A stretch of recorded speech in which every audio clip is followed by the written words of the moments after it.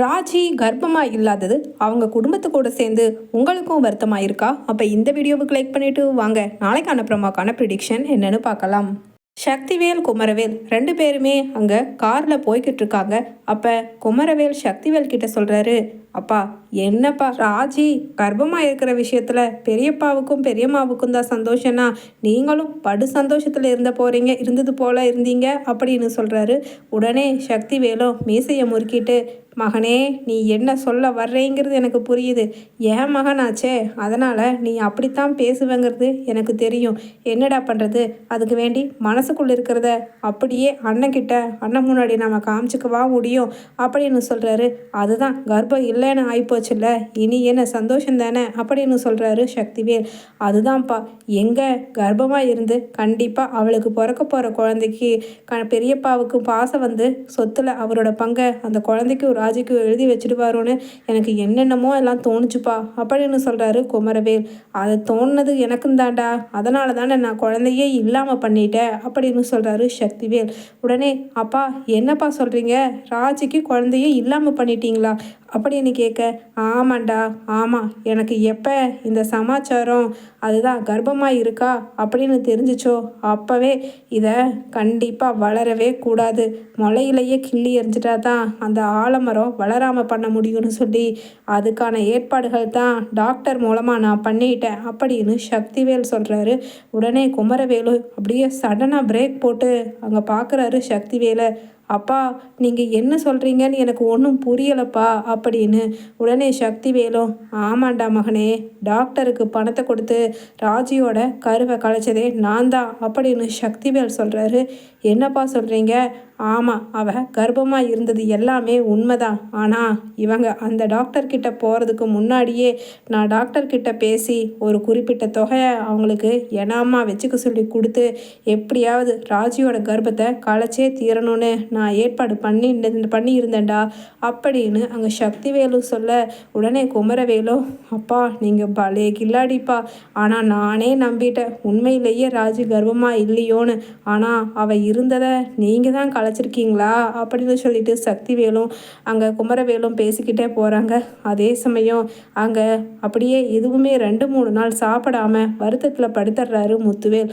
உடனே வடிவும், என்னங்க இப்படியே படுத்துட்டே இருந்தீங்கன்னா ஏற்கனவே மருந்து மாத்திரை சாப்பிடணும், இப்படி சாப்பாடு இல்லாமல் வெறும் மருந்து மாத்திரையும் சாப்பிட்டா உடம்பு என்னத்துக்காகிறது, இந்தாங்க இந்த பாலையாவது ஒரு டம்ளர் குடிங்க அப்படின்னு வடிவும் கொடுக்க, உடனே முத்துவேல் எழுந்திரிச்சு உட்காந்து கண் கலங்கிட்டு சொல்கிறாரு, ஏன் வடிவு, ஒரு மனுஷனாக பிறந்தா எல்லாருக்கும் எல்லா பிராப்தமும் கிடைக்காது இல்லை, ஒருவேளை நான் பேரன் பேத்தின்னு ஒரு 3வது தலைக்கட்டையே பார்க்காம தான் போய் சேரணும்னு என் தலையில் ஆண்டவன் எழுதியிருப்பான் போல, அதனால தான் ராஜி இப்படி கர்ப்பமாக இருக்கான்னு சொல்லி ஒரு கண்கட்டி வித்தையை காமிச்சு ஆண்டவன் அதுவும் இல்லைன்னு சொல்லி இப்படி நம்மளை வருத்தப்படுத்திட்டான் அப்படின்னு சொல்கிறாரு. உடனே வடிவும் அதை நினச்சி அழுகிறாங்க. அதே சமயம் ராஜியும் கதிரும் வீட்டுக்குள்ளே நுழையிறாங்க.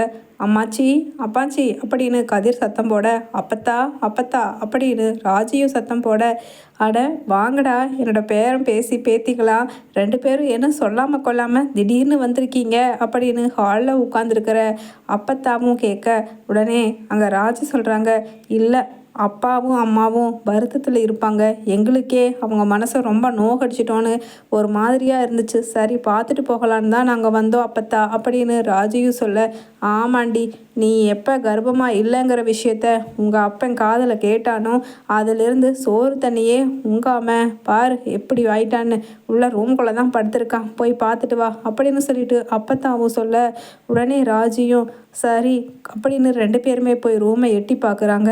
அதே சமயம் முத்துவேலும் வடிவும் அழுதுகிட்டே உட்காந்துருக்க, அப்பா அம்மா எதுக்குப்பா அழுகிறீங்க, எனக்கு அப்படி இருந்தும் தெரியும் அவ்வளவு சீக்கிரம் உங்களால் அதை ஏற்றுக்க முடியாதுன்னு, அதுக்காகத்தான் நான் நேர்லேயே வந்து உங்ககிட்ட சொல்லிட்டு போகலான்னு வந்தேன்ப்பா, இதை நினச்சி நீங்கள் வருத்தப்படாதீங்கப்பா, ஆண்டவன் நமக்கு எந்த நேரத்துக்கு எதை கொடுக்கணுமோ அதை கொடுப்பான், எதை கொடுக்கக்கூடாதுன்னு நினைப்பானோ அதை கொடுக்க மாட்டான்ப்பா அப்படின்னு சொல்ல, அதே சமயம் அங்கே முத்துவேலுக்கு ஃபோன் வருது.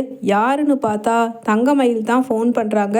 அப்போ என்ன இது மயிலக்கா நம்பர்ப்பா, உங்கள் ஃபோனுக்கு எதுக்கு மயிலக்கா ஃபோன் பண்ணுறாங்க அப்படின்னு அங்கே டீப்பா மேலே இருந்த ஃபோனை எடுத்து பார்த்துட்டு ராஜியும் சொல்ல, யாரும்மா? சுடரோட அக்கா தங்கமயிலையா சொல்கிற அப்படின்னு முத்துவேல் கேட்குறாரு. ஆமாப்பா, அவங்க தான். உங்கள் நம்பர் இருக்கா அவங்கக்கிட்ட? ஏதாச்சும் உங்ககிட்ட பேச வேண்டியது இருக்கா அப்படின்னு ராஜியும் கேட்க, இல்லைம்மா, அந்த பொண்ணு என்கிட்ட இது வரைக்கும் பேசுனது கிடையாது ஃபோனில். என் நம்பரும் இல்லை.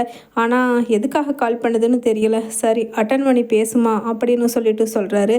ஹலோ அக்கா, நான் ராஜி பேசுகிறேன் அப்படின்னு சொல்ல, உடனே மயிலவும், ராஜி உங்கள் அப்பா பக்கத்தில் இருந்தால் ஃபோனை கொடு, முக்கியமான விஷயம் நான் ஒன்று சொல்லணும். இங்கே டாக்டர் செக்கப்புக்காக நான் வந்திருந்த இடத்துல ஒரு காட்சியை பார்த்தேன், அதை சொல்லியே ஆகணும் அப்படின்னு சொல்ல, அக்கா என்னக்கா புதிர் போடுறீங்க? நீங்கள் செக்கப் போன இடத்துல பார்த்த காட்சியை அப்பா கிட்ட நீங்கள் என்ன சொல்லணும்? எனக்கு ஒன்றும் புரியலை அப்படின்னு சொல்ல, எல்லாம் நான் சொல்கிறேன், அதுக்கப்புறம் உனக்கே புரியும். முதல்ல சீக்கிரமாக உங்கள் அப்பா கிட்ட ஃபோனை கொடு அப்படின்னு சொல்கிறாங்க.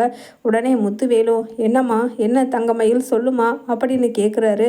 ஆஹா இல்லைங்க, உங்கள் தம்பி சக்திவேல் தான் ராஜி கர்ப்பமாக இருந்த கர்ப்பத்தை கலைக்க சொல்லி டாக்டருக்கு பணம் கொடுத்துருக்காரு.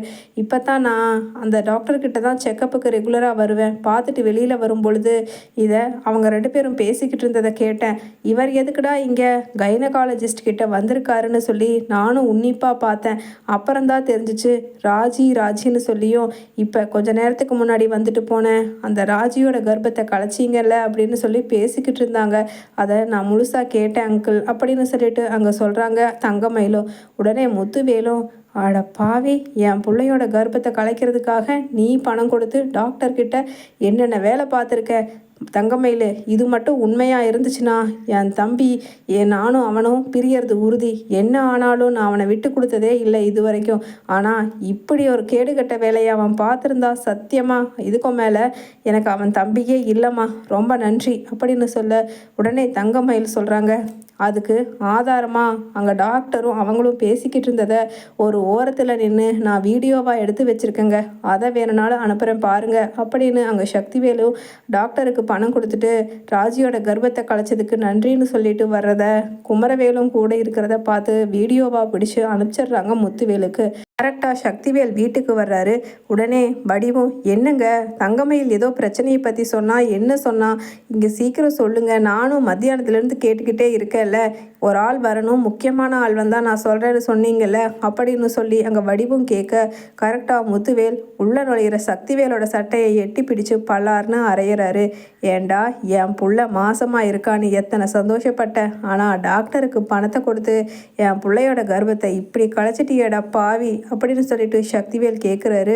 உடனே முத்துவேல் கேட்குறாரு. உடனே சக்திவேலு, அண்ணே இல்லைண்ணே, இல்லை நான் அதை பண்ணலைண்ணே, யாரோ தங்கமயில் சொன்னதா, அவள் ஏதாவது பொறாமையில் சொல்லியிருப்பா, அப்படியெல்லாம் நான் பண்ணுவேன் நானே, நம்ம ராஜிக்கு ஒரு குழந்தை பிறக்க போகிறது எனக்கு தானே சந்தோஷம் அப்படின்னு சொல்லிட்டு நாடகம் ஆட, இந்தாடா இந்தா இந்த வீடியோவை பாரு அப்படின்னு சொல்ல, உடனே சக்திவேலும், என்ன இது இப்போ என்னென்னமோ ஏஐ அது இதுன்னு சொல்கிறாங்கல்ல, அப்படி உங்களையும் என்னையும் பிரிக்கிறதுக்கு வேண்டி இது யாரோ ஏற்பாடு பண்ணி அனுப்புன மாதிரி தெரியுதுன்னு அப்படின்னு சக்திவேலு சொல்ல, உடனே மறுபடியும் பக்கத்தில் நிற்கிற குமரவேலுக்கும் பலார்னு அறவிடுது. ஏண்டா அப்பனும் மகனும் சேர்ந்து போனா போகுதுன்னு நீங்கள் என்னதான் அட்டூழியம் பண்ணினாலும் குடும்பத்தோட நல்லதுக்காக விட்டு கொடுத்து போய்கிட்டே இருந்தா நீ என்னை பார்த்தா கேனையன்னு எழுதி ஒட்டியிருக்கா, என் பிள்ளையோட கர்ப்பத்தை நீயே களைச்சிட்டு வந்து இங்கே நாடகம் ஆடிக்கிட்டு இருப்ப, சொத்துக்காக இதை விட கேவலமாக வேறு எதுவுமே அப்பன் மகன் உங்கள் 2 பேர்த்தினாலையும் செய்ய முடியாது இல்லையா? அதனால் நான் ஒரு முடிவு பண்ணிட்டேன். அம்மா ராஜி, இந்த சொத்து முழுக்க என்னுடைய பங்கு உனக்கு தாம்மா, மாப்பிள்ளை கதிர் இந்தாங்க அப்படின்னு சொல்லிட்டு சொத்து டாக்குமெண்ட்டையெல்லாம் எடுத்துகிட்டு வந்து கையில் கொடுக்க, உடனே அதிர்ச்சியாகி நிற்கிறாரு சக்திவேல்.